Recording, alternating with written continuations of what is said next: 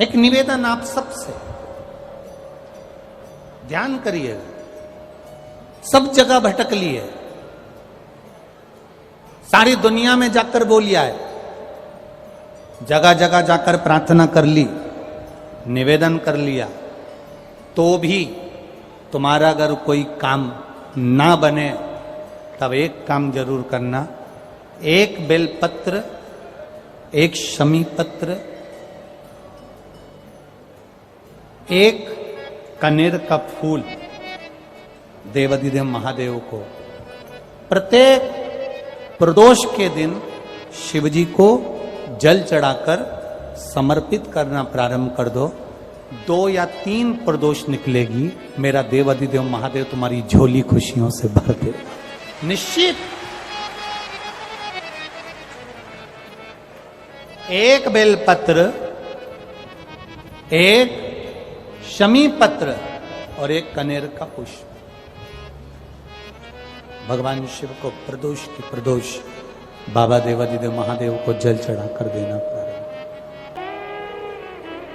विषम स्थिति में, विषम परिस्थिति में आपने सब दूर भटक ली है, सारी ऐसी कोई जगह नहीं जहां तुम नहीं गए, पत्रिका भी दिखाई, वास्तु भी कराया, सारा दुनिया का काम कराया, उसके बाद भी सुख की अनुभूति नहीं, तब देवाधिदेव महादेव की शरणागति पकड़ी। अपने भजन के बल को बढ़ाओ, राम नाम, कृष्ण नाम, शिव नाम, जो नाम तुम जपते हो उसको बढ़ाने का प्रयास करिए।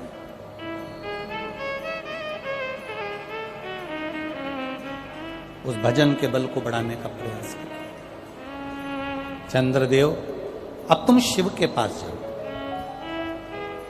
चंद्रदेव भगवान शंकर के धाम कैलाश पर पहुंच गए, जहां पर भगवान शिव तो तप साधना में लीन थे। चंद्रदेव को मेरे भोलेनाथ जी ने देखा भी नहीं, क्योंकि वो अपनी तप साधना में लगे थे, भजन में लगे थे, अपनी तप साधना में लीन थे, ध्यान नहीं दिया। अब एक बात ध्यान रखेंगे, शिव जी का पशुपति व्रत करा, सोमवार का व्रत करा, प्रदोष का व्रत करा, सावन के सोमवार करे, उसके बाद भी भोलेनाथ जी नहीं सुने, तो ये मत सोचना कि मैं भोलेनाथ जी का पशुपति व्रत नहीं करूंगी, अब मैं सावन के व्रत नहीं करूंगी, अब मैं भगवान की पूजन नहीं करूंगी, अब मैं शंकर जी के मंदिर में जाकर 1 लोटा जल नहीं चढ़ाऊंगी, ये कभी मत सोचना। बल्कि ये सोचना कि मैंने जो आराधना करी, मैंने जो पूजन करी, मैंने जो व्रत करा, मैंने जो तप साधना करी, हो सकता है उसमें कोई कमी रह गई हो, इसलिए दूसरी बार करूंगी, तब मेरा महादेव मेरी मनोरथ पूर्ण जरूर करेगा। ये निश्चितता के साथ, एक प्रबल विश्वास के साथ, एक प्रबल भरोसे के साथ, एक प्रबल दृढ़ता के साथ मेरे को करना। चंद्रदेव को देवाधिदेव महादेव ने नहीं देखा,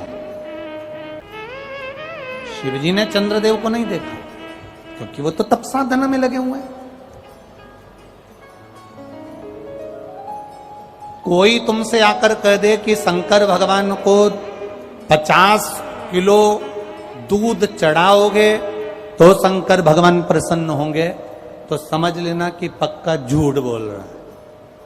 क्योंकि शिव महापुराण की कथा कहती है, गौ माता का एक छोटी सी चम्मच से भी आधा चम्मच, आधी चम्मच का भी आधा चम्मच, एक बूंद दूध भी गौ माता का, देसी गाय का जल में मिलाकर अगर शिवजी को समर्पित कर दोगे तो मेरा महादेव प्रसन्न हो जाता है।